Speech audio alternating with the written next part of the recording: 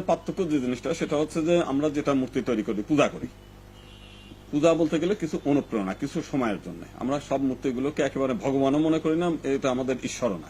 আমরা 3 দিন 4 দিন পূজা পার্বণ করে ওটা ফেলে দিই। তা আমাদের যারা তৈরি করে এদেরকে ভাস্করই বলে। বলছে যে মূর্তি তো তৈরি করা যাবেই না, সে এক জায়গায় আপনাকে একটা জিনিস আপনার পরিচয়।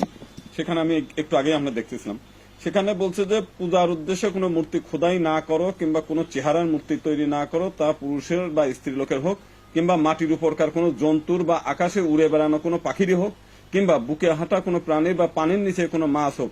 আসমানের দিকে তাকিয়ে চাঁদ মানে সূর্য, চাঁদ, তারা, এক কথায় আসমানে সাজিয়ে রাখা সমস্ত আলাদানকারী জিনিসগুলো যখন তোমাদের চোখে পড়বে, মানে এই সমস্ত সবই নিষেধ করা। মানে একেবারে শুধুমাত্র না, গাছপালার থেকে আরম্ভ করে আকাশ থেকে আরম্ভ করে এখান থেকেই পরবর্তীকালে এই ধারণাটা ইসলামের মধ্যে আসছে। তো সেখানে তো সবকিছু নিষেধ করা। যে এই বিশেষ বিষয় নিয়ে আলোচনায় আসার জন্য আসলে আইনগত কোনো ভিত্তি এই বিষয়গুলো নেই। এখানে সমস্যা চলছে হচ্ছে মানে যারা এর বিরোধিতা করছে তারা বলছে আমাদের ধর্মে এটা নিষিদ্ধ, আর যারা বলছে যে এটা হচ্ছে ভাস্কর্য নিষিদ্ধ, হচ্ছে মূর্তি পূজা নিষিদ্ধ কিন্তু ভাস্কর্য নিষিদ্ধ নেই।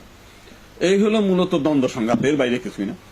কিন্তু আসলে বিষয়টা হলো যে যদি আমরা ইতিহাস দেখি তাহলে কিন্তু বামিয়ানের যে মূর্তি, বৌদ্ধ মূর্তি ছিল আপনার আফগানিস্তানে, সেটা কিন্তু পূজা হতো না। তালেবানরা কিন্তু সেখান থেকে সেই ডিনামাইট দিয়ে একেবারে ধ্বংস করে দিয়েছে।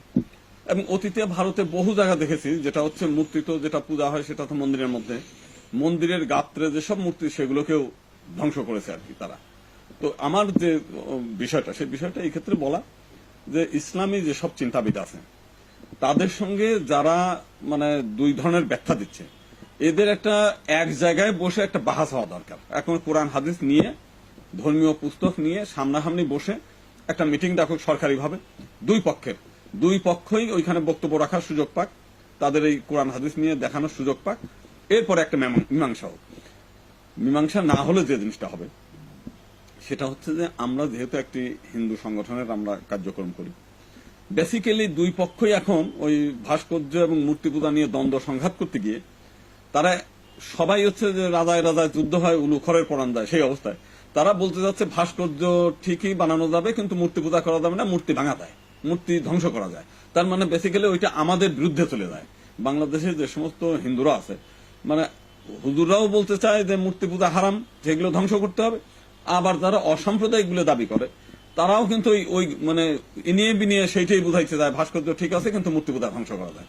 তাহলে তো ভবিষ্যতে এই জিনিসগুলো যদি ব্যাপক চর্চা হয়, মানুষের মধ্যে যদি এই অনুভূতিটা বেশি প্রচার ঘটে যায়, তো ভবিষ্যতে তো আমরা মূর্তি পূজা করতে পারবো না, যেখানে পাবে সেখানেই ধ্বংস করবে। কারণ এইগুলো তো মানুষের মধ্যে সুপ্ত অবস্থায় ছিল। এবং এই উস্কানিটা তো আজকে না, আপনি যদি বাইবেলে দেখেন সেখানে কিন্তু ঠিক এই ব্যাখ্যাগুলি বলা আছে। বলছে যে মূর্তি তো তৈরি করা যাবেই না, সে এক জায়গায় আপনাকে একটা জিনিস আপনাকে পড়ছে না। সেখানে আমি একটু আগে আমরা দেখতেছিলাম, সেখানে বলছে যে পূজার উদ্দেশ্যে কোনো মূর্তি খোদাই না করো কিংবা কোনো চেহারার মূর্তি তৈরি না করো, তা পুরুষের বা স্ত্রী লোকের হোক, কিংবা মাটির উপরকার কোনো জন্তুর বা আকাশে উড়ে বেড়ানো কোনো পাখিরই হোক, কিংবা বুকে হাঁটা কোনো প্রাণীর বা পানির নিচে কোনো মাছ হোক। আসমানের দিকে তাকিয়ে চাঁদ মানে সূর্য, চাঁদ, তারা, এক কথায় আসমানে সাজিয়ে রাখা সমস্ত আলাদানকারী জিনিসগুলো যখন তোমাদের চোখে পড়বে, মানে এই সমস্ত সবই নিষেধ করা। মানে একেবারে শুধুমাত্র না, গাছপালার থেকে আরম্ভ করে আকাশ থেকে আরম্ভ করে এখান থেকেই পরবর্তীকালে এই ধারণাটা ইসলামের মধ্যে আসছে। তো সেখানে তো সবকিছু নিষেধ করা। তো এখন ওই নিষেধ করা জিনিসগুলো যদি আপনি তৈরি করতে চান, তাহলে মানে যারা হুজুর আছে, যারা ইসলামী পণ্ডিত আছে, তাদের একসঙ্গে বসে তারা একটা ফয়সালা করুক যে বর্তমান যুগে কতটুকু গ্রহণযোগ্য কতটুকু গ্রহণযোগ্য না, তারা সমঝোতা করে করুক, তাহলে আমাদের জন্য সমাধান। এই কর্মসূচিটাই যেটা আপনি পার্থক্য যে জিনিসটা সেটা হচ্ছে যে আমরা যেটা মূর্তি তৈরি করি পূজা করি, পূজা বলতে গেলে কিছু অনুপ্রেরণা, কিছু সময়ের জন্য। আমরা সব মূর্তিগুলোকে একেবারে ভগবানও মনে করি না, এটা আমাদের ঈশ্বরও না। আমরা 3 দিন 4 দিন পূজা পার্বণ করে ওটা ফেলে দিই। তা আমাদের যারা তৈরি করে এদেরকে ভাস্করই বলে। যে মূর্তির একটা অবয়ব তৈরি করে, সে অবয়বের মধ্যে কিছু শিক্ষণীয় বিষয় থাকে।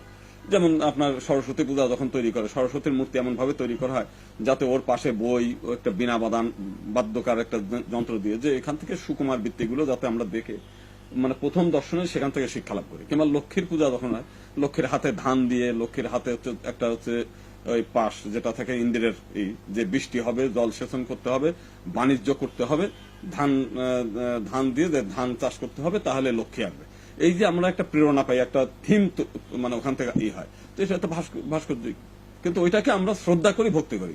যদি ওইভাবে যদি বলেন তাহলে পরে যারা এই যে মাজারে যায় ফুল দেয় ওয়ান কাইন্ড অফ সেটাও পূজা। কারণ আমরা যেটা বলছি সেটা একটু মন্ত্রতন্ত্র করে মানে সংস্কৃত মন্ত্র বলছে, এরা বাংলায় বলছে আমার ভাইয়ের রক্তে রাঙানো 21শে ফেব্রুয়ারি, এটা বাংলা মন্ত্র। এখানে যে জুতা খুলে ওখানে যাচ্ছেন, বিশেষ পদ্ধতি নিয়ে যাচ্ছেন, জিনিসটা তো সেইটাই।